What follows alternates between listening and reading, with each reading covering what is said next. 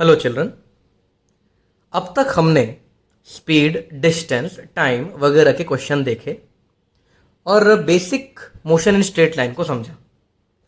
पर चिल्ड्रन, जैसा कि आप जानते हैं कि फिजिक्स बहुत आसान सब्जेक्ट नहीं है। इस सब्जेक्ट में बहुत ज़्यादा मैथमेटिक्स का इस्तेमाल होता है। फिजिक्स में एक बहुत ही कॉमन मैथमेटिकल चीज़ का इस्तेमाल होता है जिसे हम कहते हैं ग्राफ। फिजिक्स में बार बार आप अगर आप एमसीक्यू सॉल्व करोगे तो हजारों टाइप के ग्राफ देखने को मिलेंगे।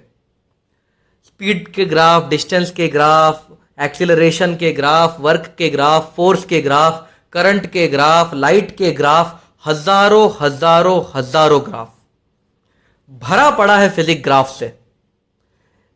तो अब यह जरूरी हो जाता है कि हम ग्राफ को बहुत अच्छे से समझें, ग्राफ का बेसिक शेप समझें, अलग अलग ग्राफिकल एंटिटीज जैसे कि straight line, circle, ellipse, parabola, hyperbola, ऐसे अलग अलग शेप्स होते हैं। उन शेप्स को हम समझें, ये बहुत ज़रूरी है। तो हमारा आज का टॉपिक होगा ग्राफ, और ये प्योर मैथमेटिकल टॉपिक है। लेकिन अगर आपको ग्राफ नहीं आएगा, अगर आपको ग्राफिकल रिप्रेजेंटेशन समझ में नहीं आएंगे तो फिजिक्स बर्बाद हो जाएगा। बहुत सारा फिजिक्स समझ में नहीं आएगा अगर आपको ग्राफ समझ में नहीं आ रहा है। तो it is extremely important to understand graphs. तो चिल्ड्रन, हम आज ग्राफ के बारे में पढ़ेंगे, और जैसा कि आप जानते हैं हम नॉर्मल ग्राफ्स के बारे में पढ़ेंगे। नॉर्मल कोऑर्डिनेट ग्राफ, इसमें इस लाइन को एक्स एक्सिस और इस लाइन को वाई एक्सिस कहा जाता है, और ये होता है ओरिजिन। ज़्यादातर बच्चों को अगर मैं कहूं कि 1,2 इस पॉइंट को प्लॉट करो तो ज़्यादातर बच्चे ये प्लॉट कर लेते हैं। तो अगर मैं कहूं प्लॉट 1,2 तो एक्स एक्सिस में आपको 1 यूनिट आगे जाना है और वाई एक्सिस में 2 यूनिट आगे जाना है। ये जो पॉइंट हमने लिया है, ये पॉइंट होगा 1,2। तो पहले एक्स एक्सिस के बारे में लिखा जाता है, फिर वाई एक्सिस के बारे में। ज़्यादातर बच्चे इस चीज़ को प्लॉट कर लेते हैं। नाउ चिल्ड्रन, अगर मैं आपसे कहूं इस ग्राफ को एनालाइज करो, ये देखो ये ग्राफ है, इस ग्राफ को हमें एनालाइज करना है। तो इस ग्राफ को देख के आपको क्या पता चल रहा है? इस ग्राफ को देख के पता चल रहा है कि ये जो पॉइंट है इसका x का वैल्यू मान लेते हैं 1 है। फिर ये जो पॉइंट है उसका x का वैल्यू मान लेते हैं 2 है। ये पॉइंट है, इसके x का वैल्यू मान लेते हैं 3 है। So on and so fourth. यानी कि जैसे जैसे आप इस ग्राफ पे, इस लाइन पे जैसे जैसे आप आगे बढ़ोगे, x की वैल्यू इंक्रीज हो रही है। तो इसको देख के क्या पता चल रहा है? इसको देख के पता चल रहा है x इज इंक्रीजिंग। अब इस पॉइंट का y का वैल्यू 1 मान लेते हैं, फिर इस पॉइंट का y का वैल्यू 2 मान लेते हैं, फिर इस पॉइंट के y का वैल्यू 3 मान लेते हैं। तो आप देख सकते हो कि y की वैल्यू भी इंक्रीज हो रही है। तो मैं कह सकता हूं कि इस ग्राफ में ये लाइन रिप्रेजेंट कर रही है कि x भी बढ़ रहा है और y भी बढ़ रहा है। ना चिल्ड्रन, आप ट्राई करो, इसके बारे में बताने की कोशिश करो।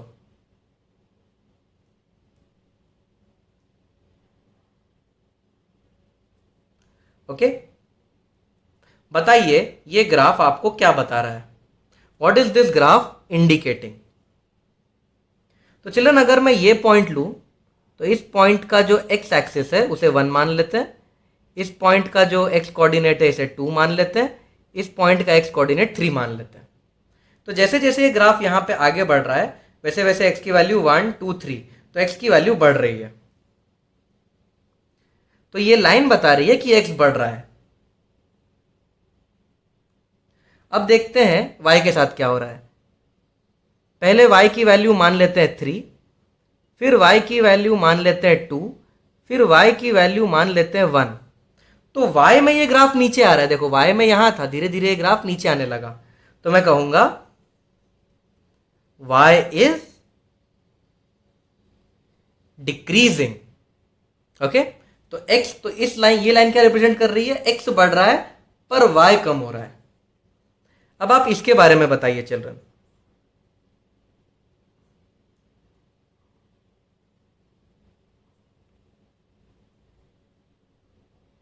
इस ग्राफ के बारे में कैसे एनालिसिस करेंगे? तो a से b एनालाइज करते हैं, फिर b से c और c टू d। तो जब आप a से b एनालाइज करोगे तो देखो, जब आप a से b जा रहे हो तो x के साथ क्या हो रहा है? x बढ़ रहा है, करेक्ट? ये पॉइंट, फिर ये पॉइंट, फिर ये पॉइंट, तो a से b जाओगे तो x इंक्रीजिंग। और y के साथ क्या हो रहा है? a से b जा रहे हो तो देखो y भी बढ़ रहा है, तो x इंक्रीजिंग, y इंक्रीजिंग। अब जब आप b टू c जाओगे तो अगर ये पॉइंट देखोगे x ये है, इस पॉइंट का x ये है, इस पॉइंट का x एक्सिस ये है। तो जैसे जैसे आप आगे बढ़ रहे हो x की वैल्यू भी बढ़ती जा रही है।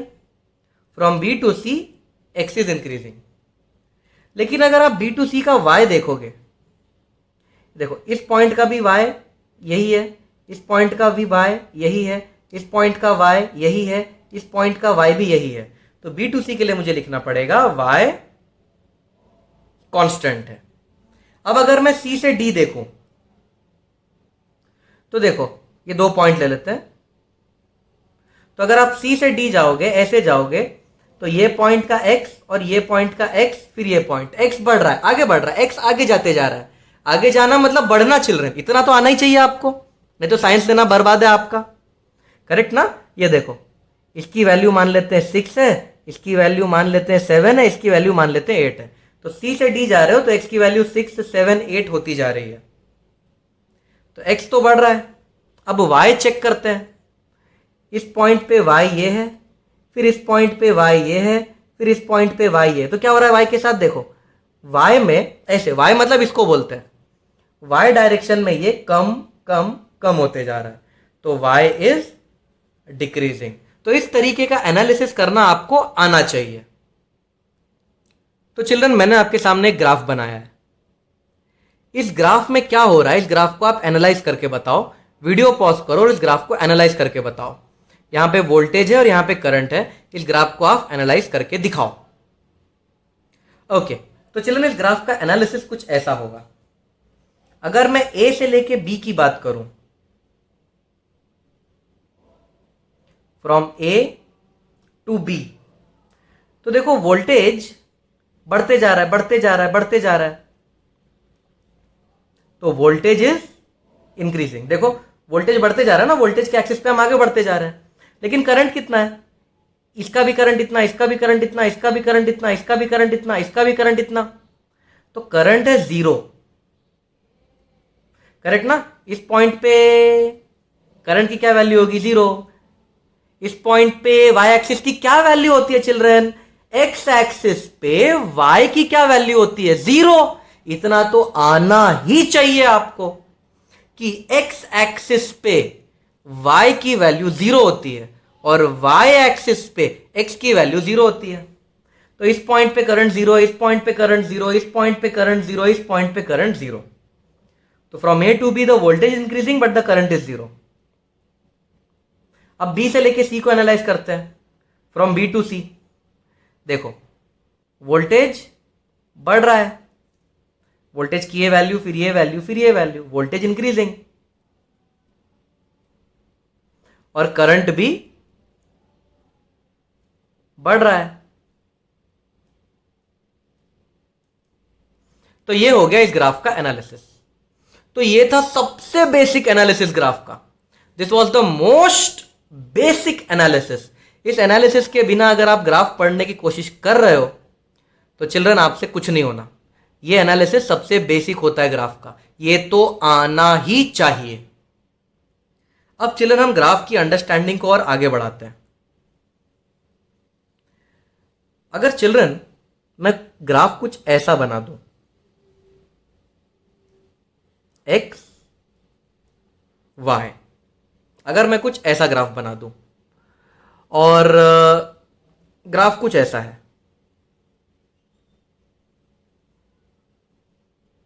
इसे एनालाइज करना है, हमें इस चीज को समझना है। ओके, तो इसका एनालिसिस कैसे किया जाए। चलिए, आप सबको पता है कि यहाँ पे x का वैल्यू होता है 1 2 3, और यहाँ पे जो x का वैल्यू होता है वो होता है -1 -2 -3 वगैरह वगैरह वगैरह। ओके, सिमिलरली y का वैल्यू यहाँ पे होगा 1 2, और y की वैल्यू यहाँ होगी -1 -2 -3, so on and so fourth. अब इस ग्राफ को अगर मैं एनालाइज करूं तो ग्राफ यहां जा रहा है, ये ग्राफ यहां से शुरू होकर यहां जा रहा है। तो इस पॉइंट का x -1 है, फिर x हो गया -2, फिर x हो गया -3। तो मैं लिखूंगा x is increasing in negative, x negative में बढ़ रहा है। x की वैल्यू -1 थी, फिर वो -2 हो गई, फिर वो -3 हो गई, मतलब x की वैल्यू नेगेटिव में बढ़ रही है। अब कुछ बच्चे यहां पे ऑब्जेक्शन उठाते हैं, कुछ बच्चे बोलते हैं सर x की वैल्यू -1 थी, फिर x की वैल्यू -2 हो गई, फिर x की वैल्यू -3 हो गई। -3 तो छोटा होता है -1 से, ये तो आपने मैथ्स में सीखा ही होगा। -3 छोटा माना जाता है, -2 थोड़ा और बड़ा है, -1 और बड़ा है, तो ये तो आपने पढ़ा ही होगा। तो कुछ बच्चे बोलते हैं सर x की वैल्यू -1 -2 -3 हो रही है, मतलब x डिक्रीज लिखना चाहिए, इंक्रीज नहीं।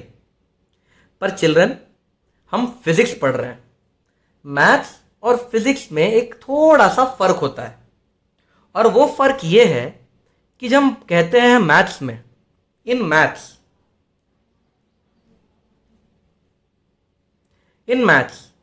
-3 छोटा होता है 3 से, करेक्ट। मैथ्स में ये होता है, -3 को हम छोटा मानते हैं 3 से। तो ये तो हो गई मैथ्स की बात। लेकिन अगर मैं फिजिक्स की बात करूं तो चिल्ड्रन, फिजिक्स में जो नंबर्स होते हैं वो नंबर कुछ ना कुछ कहानी कह रहे होते हैं।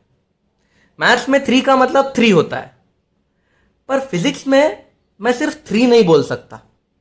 फिजिक्स में 3 कुछ तो होगा, जैसे फिजिक्स में 3 कुछ स्पीड होगी, तो मैं ऐसा बोलूंगा, या वेलोसिटी होगी, द वेलोसिटी इज 3 मीटर पर सेकेंड। क्या कहूंगा मैं? द वेलोसिटी इज 3 मीटर पर सेकेंड। तो फिजिक्स में ये जो 3 है, उस 3 का कुछ मीनिंग होता है, तो 3 यहां पे वेलोसिटी है। तो अगर मैं फिजिक्स की बात करूं तो 3 अगर वेलोसिटी है और -3 भी वेलोसिटी है, तो इन दोनों में से कौन सी बड़ी है? चलिए, इन दोनों में से कोई भी बड़ा नहीं होगा, दोनों को इक्वल माना जाएगा। अगर मैं कहता हूं वेलोसिटी 3 मीटर पर सेकेंड है, यानी कि ऑब्जेक्ट यहां जा रहा है। अगर मैं कहता हूं वेलोसिटी -3 मीटर पर सेकेंड है, मतलब ऑब्जेक्ट यहां जा रहा है। अब बताओ दोनों में से फास्ट कौन है? दोनों इक्वली फास्ट है, बस एक ऑब्जेक्ट यहां जा रहा है, दूसरा ऑब्जेक्ट यहां जा रहा है। तो फिजिक्स में अगर वेलोसिटी है 3 और -3, और कोई पूछ ले कि दोनों में से बड़ा कौन है, तो आंसर दोनों इक्वल है, बस एक इस तरफ जा रहा होगा, एक इस तरफ जा रहा होगा, यही फर्क है। अच्छा, अगर आप बोलोगे ये स्पीड ज्यादा है, तो ये वाला बोलेगा मैंने क्या पाप किया भाई, मैं क्यों कम हूं भाई, करेक्ट ना। दो लोग चल रहे हैं, एक 3 के स्पीड से यहां चल रहा है, एक 3 के स्पीड से यहां चल रहा है। आप बोलोगे ये वाला फास्ट है, ये वाला स्लो है, तो ये वाला क्या बोलेगा, भाई मैं भी तो उतना ही स्पीड से चल रहा हूं, मेरी भी तो उतनी वेलोसिटी है, तो इस भाई साहब को क्यों प्रेफरेंस दे रहे हो। तो फिजिक्स में -3 अगर वेलोसिटी है और 3 भी वेलोसिटी है, तो दोनों को इक्वल माना जाएगा मैग्नीट्यूड के टर्म्स में। दोनों को हम इक्वल कहेंगे, किसी को बड़ा छोटा नहीं कहेंगे। अंडरस्टूड। तो फिजिक्स में माइनस साइन की कुछ स्टोरी होती है। यहां माइनस साइन मतलब object is going to left.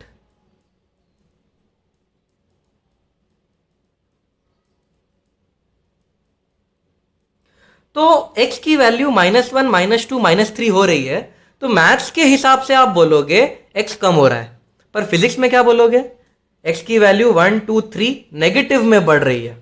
Okay, तो x is increasing in negative, और y की वैल्यू पहले 0 थी, फिर 0 से बढ़ के -1 हो गई। फिजिक्स में कम होके बोलेंगे ना, सॉरी मैथ्स में बोलेंगे कम हो गई, पर फिजिक्स में हम क्या बोलेंगे, y की वैल्यू बढ़ के -1 हो गई, फिर वो पूरे टाइम -1 ही रही। देखो यहाँ पे भी -1, यहाँ पे भी -1, यहाँ पे भी -1। तो y की वैल्यू बढ़ के बढ़ के बढ़ के 0 से बढ़ते हुए -1 हो गई और फिर कांस्टेंट रही। तो y is first increasing then constant in negative. तो पहले y नेगेटिव में बढ़ा, फिर y नेगेटिव में कांस्टेंट हो गया। तो चिल्ड्रन, फिजिक्स में हम नेगेटिव को छोटा नहीं मानते, उस नेगेटिव के पीछे कुछ कहानी होती है, उस कहानी को समझना पड़ता है। तो चिल्ड्रन, अगर आपको समझ में आ गया हो कि ग्राफ को कैसे एनालाइज करते हैं, तो आप मुझे इस ग्राफ को एनालाइज करके बताइए। ए से बी, बी से सी और सी से डी क्या हो रहा है? एक्स बढ़ रहा है, कम हो रहा है, वाई बढ़ रहा है, कम हो रहा है, पॉजिटिव नेगेटिव सब समझाइए मुझे क्या हो रहा है। आप वीडियो पॉज करके पूरा लिख दीजिए और देखिए आपका आंसर करेक्ट है या नहीं। ओके, तो let us see the answer. अगर मैं ए से लेके बी जाऊं तो ये देखो एक्स की वैल्यू बढ़ रही है। ए से लेके बी जा रहा हूं तो एक्स की वैल्यू बढ़ रही है, एक्स इंक्रीज, और वाई की वैल्यू भी बढ़ रही है, वाई भी इंक्रीज हो रहा है। अब अगर मैं बी टू सी जाऊं तो ये देखो एक्स की वैल्यू बढ़ते जा रही है। पहले एक्स की वैल्यू ये थी, फिर ये, फिर ये, फिर ये। तो बी से लेके सी जाओगे तो एक्स बढ़ रहा है। लेकिन वाई देखो, पहले वाई की वैल्यू ये थी, फिर वाई की वैल्यू ये हो गई, फिर वाई की वैल्यू ये हुई, तो वाई कम हुआ। ओके, चलो मैं बीच में एक पॉइंट डाल देता हूं, ई। तो जब आप बी से लेके ई तक आओगे तब देखो y की वैल्यू 3, 2, 1, 0, y की वैल्यू कम हो रही है। तो y इज फर्स्ट डिक्रीजिंग। फिर आप ये देखो, फिर y की वैल्यू हो गई -1, फिर y की वैल्यू हो गई -2, करेक्ट, -1, -2, यानी y बाद में इंक्रीज हो रहा है। y is then increasing in negative। Okay, तो फिर पहले तो y डिक्रीज हुआ, 0 तक आया, फिर वो नेगेटिव में बढ़ने लगा, -1, -2। तो b से लेके c का क्या एनालिसिस है? y पहले कम हो रहा है, फिर y नेगेटिव में बढ़ रहा है। ओके, अब c से लेके d का एनालिसिस करते हैं। तो पहले y का एनालिसिस कर देता हूं मैं। ये देखो, c से लेके d जाओगे तो y बढ़ते जाएगा। देखो y -3, y -4, y -5, तो y is increasing in negative. और c से लेके d जाओगे तो x की वैल्यू देखो, पहले x की ये वैल्यू है, फिर x की ये वैल्यू है, फिर x की ये वैल्यू है। तो x की वैल्यू देखो यहां, फिर यहां, फिर यहां। तो c से d जा रहे हो तो x इधर इधर इधर खसक रहा है, x छोटा होते जा रहा है, तो x इज डिक्रीजिंग। तो ये है कंप्लीट एनालिसिस इस ग्राफ का। तो चिल्ड्रन, मुझे पूरी उम्मीद है कि आप इस ग्राफ का बेसिक एनालिसिस तो सीख ही गए होंगे। अब हम कुछ एडवांस चीजें सीखते हैं ग्राफ में अगले वीडियो में। तो अगले वीडियो में हम ग्राफ के कुछ एडवांस चीजें सीखेंगे। स्ट्रेट लाइन क्या होता है, स्लोप क्या होता है, सर्कल क्या होता है, इलिप्स क्या होता है, पैराबोला क्या होता है, हाइपरबोला क्या होता है। ऐसे हम एडवांस कंसेप्ट्स अगले वीडियो में सीखेंगे।